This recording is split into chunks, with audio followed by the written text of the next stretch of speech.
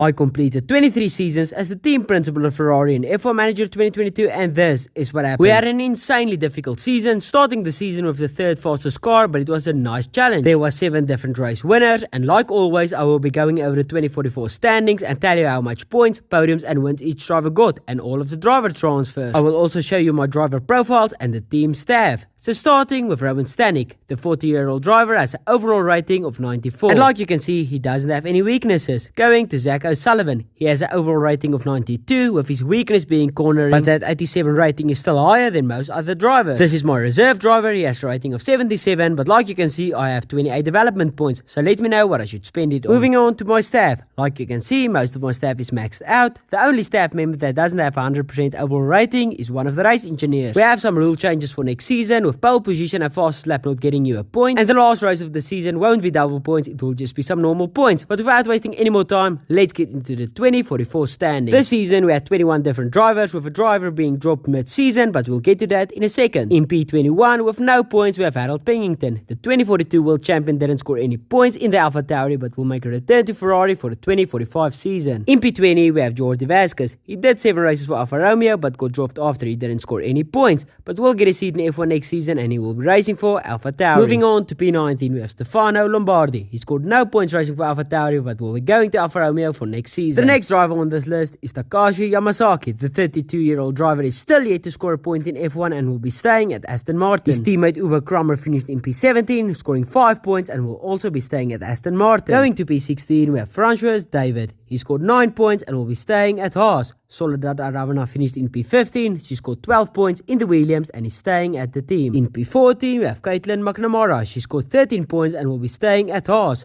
Ryan Holloway finished in P13, scoring 15 points and a podium, and will be staying at Williams. Going to P12, we have Andrea Martinelli. He scored 19 points and will be staying at Alpine. Salvador Yanes is the next driver on this list. He's one of the best drivers of the season, if not the best. He made his F1 debut after the Monaco Grand Prix. Racing for Alfa Romeo, he managed to get 21 points, a podium, and a win in his first season in F1, and will be staying at AlphaTauri for next season. If you haven't already, be sure to subscribe. It will only take a second and you can always unsubscribe later. I'm so close to 1,000 subscribers, but let's go to the top 10. In 10th place we have Ulrich Köhler. She scored 29 points and a podium and will be staying at Alpine for next season. Moving on to P9 we have David Plum. He scored 36 points in the McLaren, but will be leaving the team to join Red Bull for the 2045 season. Rui Ru finished in P8, scoring 36 points, 2 podiums, and is staying at his team. In 7th place and best of the race we have Enrico Rossi. He scored 41 points and will be staying at McLaren. So the top 6 is the 2 Red Bull drivers, the 2 Ferrari drivers, and the 2 Mercedes drivers. But like I mentioned, at the beginning of the season, Ferrari was the slowest of the top 3 and Red Bull was by far the fastest, and it was a pretty close battle at the end of the season. But let's go to P6. 6th place we have Christina Amatou. She scored 75 points, 3 podiums and a win, and will be staying at Red Bull for next season. Helga Hoffman finished in P5. She scored 107 points, 8 podiums and 5 wins, and will be staying at Mercedes for next season. Moving on to 4th place with Tobias Turvey. He had a good season, scoring 116 points, 12 podiums and 3 wins in the Mercedes, and he got a contract from Ferrari, so we will be joining them for next season. In 3rd place with 127 points, 12 podiums and 2 wins we have Aria Smetley.